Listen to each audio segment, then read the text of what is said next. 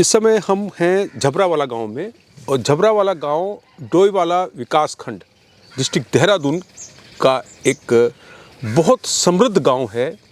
खेती बाड़ी यहाँ खूब होती है और यहाँ हम मुलाकात कर रहे हैं श्री रणजोत सिंह जी से।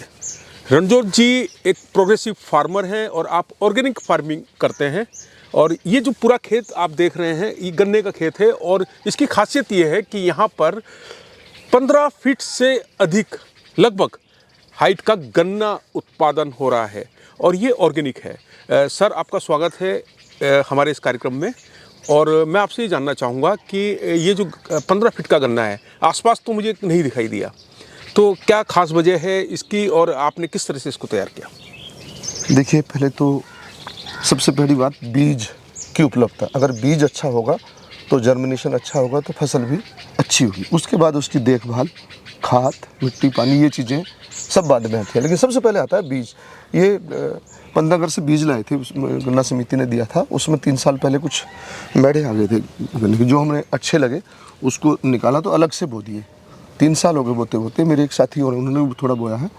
तो जब पिछली बार हमने ये बोया तो बहुत अच्छा हुआ, तो अब फिर हमने 1 बीघा से ज़्यादा ही होगा ये पूरा बोया है। तो बहुत बढ़िया आपके सामने है और ऑर्गेनिक है, इसमें कोई ऐसा वो नहीं। बल्कि इसमें मैंने लहसुन बो रखा था जी। लहसुन बहुत बढ़िया अभी मैंने बोना। अभी हालांकि लेट हो गया, लोग कहते हैं कि लेट हो गया, लेकिन लेट नहीं हुआ। अभी फिर बोना है और उसमें फिर गन्ना लगा दिया था जब लहसुन थोड़ा बड़ा हो गया, क्योंकि इस समय तो लेट हो गया, अक्टूबर स्विंग हो नहीं सकती। तो इस प्रकार से आपने खेती का पूरा सदुपयोग किया, क्योंकि पिछली बार जब मैं आया था तब आपने आलू बोया हुआ था। हाँ जी, आलू बोया था। आलू के बाद उसमें फिर राजमा बोया था। 2 फसल ली थी गन्ने में, छोटी खेती में। असल में क्या हो गया, किसान के पास मजदूर काम करने के लिए नहीं आज की डेट में, किसी भी कीमत पर ज़्यादा करना। अच्छा, जो आप 3 साल पहले बीज लेकर आए पंतनगर से और उसके बाद फिर आपने उसमें से कुछ छाट के फिर आपने उसकी एग्रीकल्चर की, और जब तीसरा साल है तो तीसरे साल में ये रिजल्ट ये आया कि ये 15 फीट ऊंचा गन्ना। और भी हो सकता है, आप देख रहे होंगे ये गिर रहा है। 3 बार की बंधाई है, 1 बार की, 2 बार की, 3 बार की। अब इससे ऊपर कैसे बांध नहीं सकते। हाँ। तो थोड़ा सा इसमें और एक्टिविटी करने की जरूरत है। केयर करते हैं, मैं देख रहा हूँ कि आमतौर पर जब मैं गन्ने के खेत में जाता हूँ कहीं देखता हूँ तो वो बहुत घना होता है, पर आपने इसमें थोड़ा सा स्पेस बनाया हुआ है। हाँ, स्पेस की वजह से मोटा होता है। आप किसी चीज़ को बहुत घनी बो देंगे, गहरी बो देंगे तो उसमें मोटाई नहीं होगी, फूलने के लिए उसमें नहीं मिलेगा उस पौधे को। जब आप थोड़ा गैप करके बोएंगे तो पौधा अपने आप ही मोटा होगा और बढ़िया होगा। पर उत्पादन कम होता है? नहीं, गलत सोच है। अब यह गन्ना देखिए, अब आप दूसरे खेतों में जाना, आपको इससे आधे से भी इतना सा गन्ना मिलेगा, तो आप ये उत्पादन बढ़िया देगा, क्यों देगा? हाँ, ये क्योंकि ये और इसमें बिल्कुल एक चीज़ और है, इस बीज को हमने देखा है बिल्कुल ठोस है। जैसे बहुत से बीज, अभी मुझे इसका नाम नहीं पता, मैं सोच रहा हूँ कि किसी वैज्ञानिक से या किसी जो हमारे पर्यवेक्षक हैं जो समिति में हैं उन लोगों को बुला के भी ये कौन सी वैरायटी है। तो अभी क्योंकि वैरायटी तो अभी जैसे आप ये ऑर्गेनिक उत्पादन कर रहे हैं तो ऑर्गेनिक में तो मेहनत भी बहुत मांगता है, बहुत ज़्यादा मेहनत है। क्योंकि सामान्य तौर पर, क्योंकि आप तो सामान्य तौर पर भी गन्ना उगाते हैं और आप ऑर्गेनिक भी उगाते हैं, तो क्या अंतर पाते हैं उसकी मेहनत में और उसमें देख रेख में? कितना अंतर पाते हैं आप? देखिए, बहुत ज़्यादा अंतर है। अब खाद डाल के, यूरिया डाल के तो फसलें, जब से ऑर्गेनिक शुरू किया मैंने 7-8 साल से शुरू कर रखा है, बिल्कुल नाम मात्र के लिए कभी ज़रूरत हुई तो कभी डाला यूरिया, नहीं तो नहीं डालते। तो शुरू में तो फसल ही नहीं हुई, बरसीन ही नहीं अगर यूरिया नहीं डाला तो उसके बाद बड़ी मुश्किल से खेत को उस प्रक्रिया में लाना पड़ता है। अगर आप एकदम किसी खेत को ऑर्गेनिक करेंगे तो फसल ही नहीं होगी। तो कितना साल लगता है आपको कि इसको, क्योंकि सामान्य ऑर्गेनिक करने के लिए 4-5 साल कम से कम खेत को चाहिए। 4-5 साल। तो उतना आपने इसको छोड़ा है उसको? उसमें आपने डालना है पहले। जैसे एवरेज फसल बढ़िया नहीं हुई, हल्की हो गई तो कोई बात नहीं। तो अब आज के ज़माने में तो लोग चाह रहे हैं कि भाई मैं तो 6 क्विंटल बीघे की उगाऊंगा, 7 क्विंटल बीघे की उगाऊंगा, तो वो हम जहर खा रहे हैं। लगभग ये जो 15 फीट ऊंचा जो गन्ना हम देख रहे हैं, ये कितना एरिया है इस समय? ये 1-1.25 बीघा के लगभग है। 1.25 बीघा। तो आपको क्या लगता है कि कितना उत्पादन इसमें हो जाएगा? ये 100 क्विंटल से ऊपर जाएगा। इसको हम नापेंगे और उसी हिसाब से भेजेंगे, तब एवरेज आए, लेकिन 100 से ऊपर जाएगा। तो क्योंकि हमारे जो आम गन्ने पहले थे, 1-2 टुकड़े हमने बोए तो वो 100 के लगभग निकले थे, लेकिन ये 100 से ऊपर जाएगा। तो जो सामान्य तौर पर अगर हम देखें तो 1 बीघा में लगभग कितना प्रोडक्शन हो जाता है गन्ने का? 40 से 50 की एवरेज आती है, क्योंकि कोई गन्ना ज़्यादा बढ़िया हो गया, कोई हल्का हो गया, बढ़िया हो गया, किसी का 80 भी निकल गया तो किसी का 30-40 भी निकला। तो इसका मतलब ये तो आप फायदे में?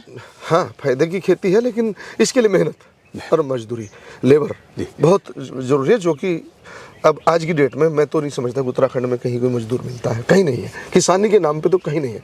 अभी आप गन्ना छीलने वाले को जाओ, किसी के पास चले जाओ, किसान के हर खेत में चले जाओ, 50 से 60 रुपये गन्ना कुंटल छिलाई है। उसके बाद सारी कास्ट सब कुछ अलग है, मजबूरी है किसान की। जैसे कि बड़े किसान है नहीं कि मशीनरी का वो प्रयोग कर ले हैं। हाँ। छोटे छोटे किसान है, 10, 20, 50, बहुत ज़्यादा भी तो 40 बीघे वाला, 50 बीघे वाला किसान है। अब वो मशीनरी कहाँ से लाएगा, उसमें मशीन। अच्छा, जैसे कि आपने तो पूरा ऑर्गेनिक प्रोडक्शन किया है और आपने जो है इसमें मेहनत भी बहुत की है, क्योंकि ऑर्गेनिक पे मेहनत ज़्यादा है।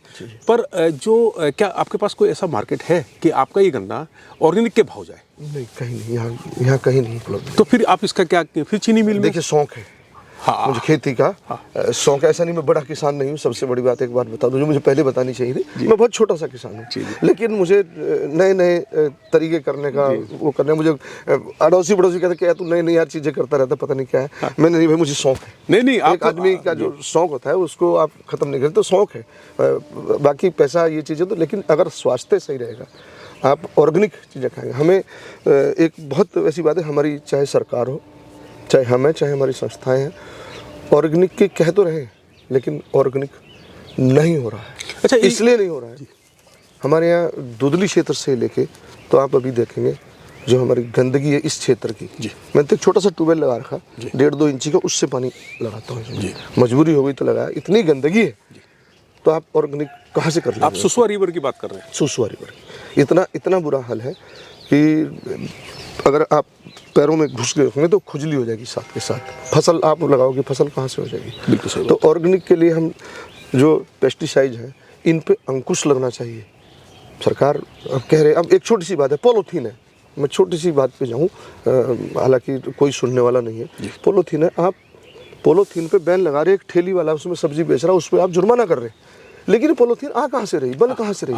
आप उस पर, क्योंकि वहाँ आप बैठे हैं, आप मालिक हैं, आप बना रहे हैं, तो आप पे कोई कार्रवाई नहीं है। उस ठेली वाले पे, उस छोटे, उस पे कार्रवाई करेंगे आप। इसी प्रकार पेस्टिसाइड, अगर आप ये दवाइयों पे, आप जो कि हमारी ज़मीन को बंजर कर रही है, ख़राब कर रही है, उस पर आप अंकुश लगाए ना, वो कहाँ से आ रही है? आज किसी को स्वास्थ्य का, किसी चीज़ की जरूरत नहीं है, सबको बिल्डिंग चाहिए, बड़ी गाड़ी चाहिए, सब उधर दौड़े हैं, लेकिन ये नहीं पता कि भविष्य हमारा कहाँ जा रहा है। बिल्कुल। और आप जैसे कि आप ऑर्गेनिक फार्मिंग कर रहे हैं, तो कितना एरिया आपके पास ऑर्गेनिक फार्मिंग है इस गन्ने के साथ? मेरे गन्ने के साथ में इसमें 11 बीघे ज़मीन मेरी इकट्ठी है, जिसमें से 5-6 बीघे मैंने ऑर्गेनिक करके, ऊपर भी 2 खेत हैं, वो भी ऑर्गेनिक है, लेकिन उसमें पिछली बार मैंने उसमें राजमा बो दिया, तो उसमें कीड़ा लग गया, वो लग गया, 2-3 बार दवाइयाँ डालनी पड़ी, तो वो खेत बेकार हो गया। जो कीटनाशक हैं वो भी आपको ऑर्गेनिक लाने होते हैं?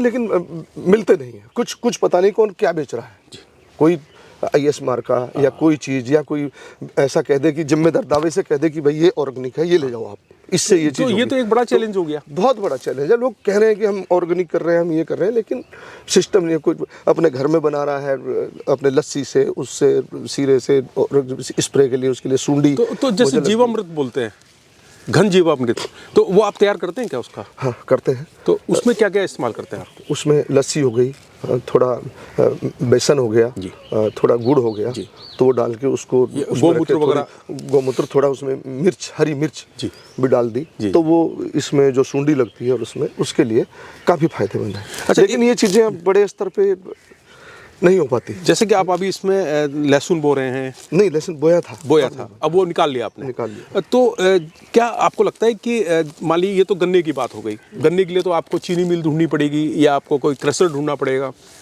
पर ये जो सब्जी है इसके लिए कोई, आपको लगता है कि कोई ऐसा मार्केट है जो ऑर्गेनिक के भाव से बिके? नहीं, हमें तो कहीं नहीं लगता। अगर होंगे, कुछ सुना है कि देहरादून में कुछ है, लेकिन लगता नहीं। मैंने आपसे क्या, मैंने हल्दी बोई थी, एक हल्दी कंपनी वाले आए, मैंने जंगल की खेती की किनारे है, मैं आपको दिखा भी दूं कि पूरा खेत इस बार 8 का 8 बीघे हाथियों ने ख़त्म कर दिया।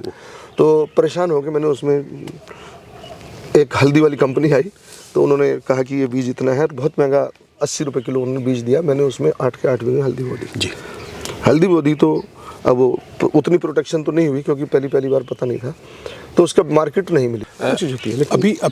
अभी हम हैं गन्ने के खेत में, और ये 15 फीट ऊंचा गन्ना, जैसा कि रणजोत जी बता रहे हैं, इस उपलब्धि तक पहुंचने में आपको 3 साल लगे, और आप बड़े उत्साहित हैं लेकिन साथ एक निराशाजनक बात यह भी है कि इसके लिए कोई ऐसा मार्केट नहीं है जहां पर इसको हम ऑर्गेनिक के भाव बेच सकें। और ये किसान की एक बड़ी पीड़ा है, क्योंकि पिछली बार मैंने देखा था कि आप आलू उगा रहे थे और आलू भी बहुत बड़ा बड़ा आलू था और ऑर्गेनिक आलू था, लेकिन क्या है कि आपने उसको सामान्य के तौर पर बेचना पड़ा या फिर आपने घर में इस्तेमाल किया? घर में इस्तेमाल किया, कुछ ऐसे इधर उधर बांटा, रिश्तेदारों में दिया, तो क्योंकि मार्केट है नहीं यहाँ से, है ना। बहुत अच्छा लगा सर आपसे बात करते हुए, और मुझे तो बड़ा उत्साह मिल रहा है, क्योंकि जब मेरे चैनल का आपका धन्यवाद है, पहले भी आए हैं, तो ऐसी चीज़ें, क्योंकि प्रसार होगा तभी आपको जानकारी मिलेगी। अब हम तो यहाँ छोटे से किसान है, कौन आ रहा है, कौन पूछ रहा है हमें, तो ये नहीं है। बड़ा किसान बहुत बड़े स्तर पे करता है तो उसका नाम वो अपनी संस्था खोल के बैठ जाता है, लेकिन छोटे किसानों को मेरा कहना कि अगर छोटे किसानों को प्रोत्साहन की, बड़ी खेती नहीं है उत्तराखंड में, बची नहीं है, हम इस प्रकार की अगर खेती करें, सरकार इसमें ऑर्गेनिक में सहयोग करे, क्योंकि समय पे अगर ऑर्गेनिक करा, उसमें कीड़ा लग गया, कोई दवाई लगी तो उसे मिलती नहीं, वो क्या करता, गया पेस्टिसाइड लाया, डाल दिया, तो ऑर्गेनिक खत्म हो गया उस चीज़ पे, वो केमिकल से तो फिर खत्म हो जाएगा। हाँ, बस इसलिए हमें उस चीज़ की ज़रूरत है कि हम अपने बच्चों को, अपने उसको ये सब कुछ मिल जाएंगे, पैसे मिल जाएंगे आपको, लेकिन स्वास्थ्य आपको नहीं मिलेंगे। बिल्कुल, तो ये तभी मिलेंगे जब हम ऑर्गेनिक, और उसके लिए आप इन्वेस्ट कर रहे हैं और मेहनत कर रहे हैं। बिल्कुल, ठीक है sir, thank you. Thank you sir.